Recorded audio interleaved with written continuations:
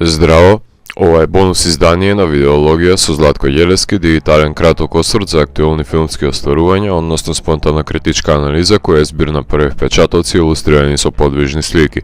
На денешниот репертоар е изборот на 10 најквалитетни филмски остварувања за 2019 година.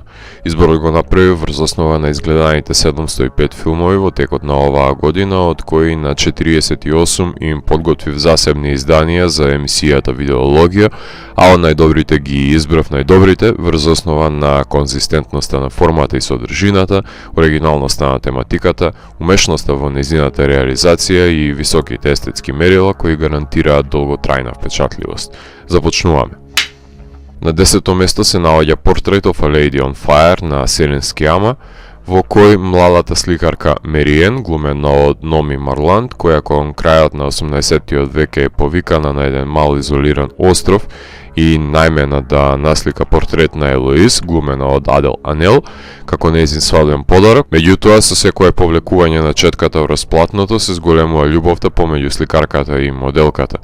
Филмот се најде на листата поради беспрекорната кинематографија, суптилното наблюдување со помош на погледите, кои, слично како и филмскиот јазик, служат за овековечување на ликот во делото, меѓутоа оваа заемност на артистката и музата добива страстна димензија. Филмот суптилно го поставува прашањето за местото на сликарката во патриархалниот уметнички свет и демонстрира дека човечноста можно е да се стави пред финансиската хиерархија. Само љубовничките ќе се присетуваат колку силно горел пламенот на портретот во нивните срце. На 9-то место се наоѓа Джокер на Тод Филипс, во кој Артур Флек, глумен од Жоакин Феникс, откако ќе биде отпуштен од компанијата која што застапува кловнови, затоа што ќе донесе пиштол на детска забава болница, ќе се обиде да започне кариера како стендап комичар, меѓутоа неговата болест, манифестирана со хистеричното смеење, представува постојан проблем во неговиот приватен и професионален живот. Во филмот гледаме како општеството ги третира поразличните, па наместо возвратена емпатија и сочувство, во овој суров свет се соочуваат со злоба, користолюбие, исмевање и останати пакосни насилни дејанија, без можност да се спротистават.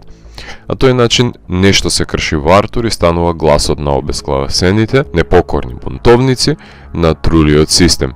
Филмот се најде на листата затоа што е аномалија помеѓу блокбастерите и суперхеројските филмови, затоа што е блед факсимил на естетиката на Скорсезе, предводена од актерската бравура на Жоакин Феникс и неговиот насилен балет игран низ халуцинаторното лудило. На 8-мо место се наоѓа Капернаум на Надин Лабаки, во кој 12-годишното момче е осудено на казна 5 години затвор за криминално дело, кое ги тужи своите родители за негрижа, обвинувајќи ги зошто го родиле. Казната која одлежува е за пробудување на, според него, кучкин син со нож. Преку изјавата за судот се комплетира целосната приказна и нејзиното течение од бегството од домот до изведувањето на насилниот чин. Во таа агонија гледачот ги следи во очекор над човечките напори на малото дете да се справи со суровиот живот, препуштено самото на себе, и го подгрева револтот во секој немоќен наблюдувач на оваа животна пропаст. Ова е длабоко хуманистички филм, поради што се најде на листата, прикажувајќи го пеколот на улиците на Бејрут на луѓето кои не се родени под среќна ѕвезда. Иако филмот играше на Канскиот фестивал во 2018 година, дури во почетокот на 2019 година имав можност да го погледнам, па затоа се најде на листата, затоа што дотогаш немаше ниту дистрибуција во физички медиуми, ниту па на дигиталните платформи, а не играше во нашите киносали. На 7-мо место се наоѓа Клајмекс на Гаспар Ное, во кој француски танчари и танчарки се збираат во празно и оддалечено училиште во шума за да вежбаат кореографија на танцова точка. Целовечерната прослава се претвора во халуцинаторен кошмар, кога ќе дознаат дека некој има ставено LSD во сангријата која ја конзумираат цела вечер. Филмот се најде на листата поради смелоста на Ное да го реализира делото со долготрајни бизарни кадри во кои ја прикажува прималната природа на човекот, штом се покрене браната на неговите инхибиции. Доколку беа посодржајни ликовите и нивните диалози, можеше филмот да биде повисоко рангиран, но со ова сценарио од 5 страници и оваа позиција е задоволителна на листата. но е потврди уште еднаш дека е подготвен да експериментира со екстремите до кои може да се доведе филмската уметност, како што претходно тоа го правеле неговите реферирани филмски идоли Ардженто, Жулавски, Линч, Фулчи, Пасолини и Фасбиндер. На шесто место се наоѓа Sorry We Missed You на Кен Лоуч, во кој станува збор за животните згоди и незгоди на Роби, Аби и нивните две деца, кои се стационираат во Њукасл и во борба со заостанатите долгови од финансиската криза од 2008 година. Роби купува ново комбе со цел да биде квази самовработен возач на испораки, при тоа продавајќи го автомобилот на сопругата, која што мора да патува до оддалечените домови на старите лица кои ги негува. Двајцата се заглавени во долгови, прекувремено работат во текот на неделата, занемарувајќи ги своите деца, затоа што излегуваат од домот рано наутро и се враќаат уморени во ноќта и заспиваат пред телевизор.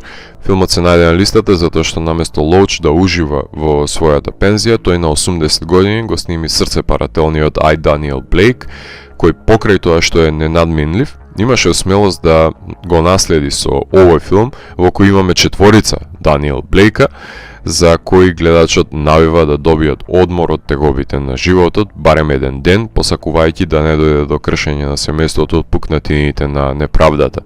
Социјално ангажиран филм кој безусловно бара емпатија од гледачот. На петто место се наоѓа Ханиленд на Тамара Котеска и Љубомир Стефанов, во кој се евидентира борбата на последната европска пчеларка Атиџе Муратова против пчеларите номади кои се закануваат да ја нарушат рамнотежата на екосистемот во природата со нивното безобзирно однесување.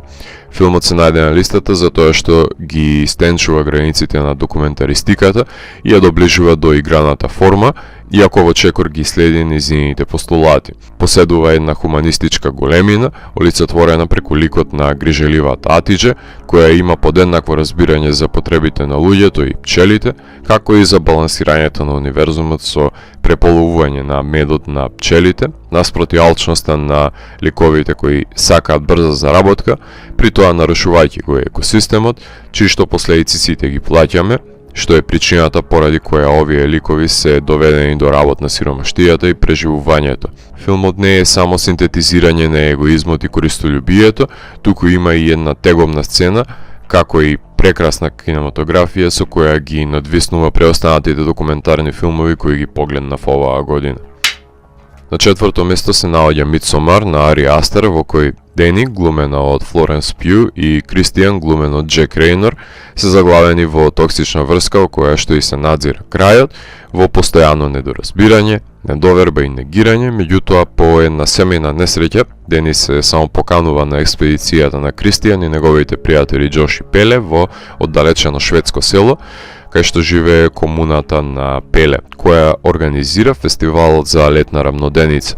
Иако филмот започнува како летен одмор во пасторален рај, постепено се обелоденуваат зловесните намери кои ги имаат мештаните за нивните гости. Филмот се најде на листата затоа што Ари Астер е еден од малкуте режисери кои уште од првиот долг филм установија дека имаат свој сопствен и својствен филмски потпис кој се разликува од тие на останатите режисери, забележлив од самото движење на камерата, незиното перфекционистичко позиционирање, кое резолвира со кадри кои никогаш нема да може да ги избришете од подсвеста што еднаш ги погледнете. Овој предвидлив Уикермен е магичен филм кој со својата стравична белина го плени секој негов гледач кој се согласил да учествува во ова бајковидно халуцинаторно патување кон пропаста во еден правец. На трето место се наоѓа The Lighthouse на Роберт Егерс, во кој морепловецот Томас Уейк, кој глуми Вилијам Дефо, и неговиот помошник, шумарот Ифрам Уинслоу, глумен од Роберт Патисон, се назначени да бидат чувари на светилник во Нью Ингланд кон крајот на 19-тиот век. Светилничарите имаат цел да го одржуваат фалусоидниот објект кој испушта светлина на изгубените морнари, чија што хорна продира во маглата.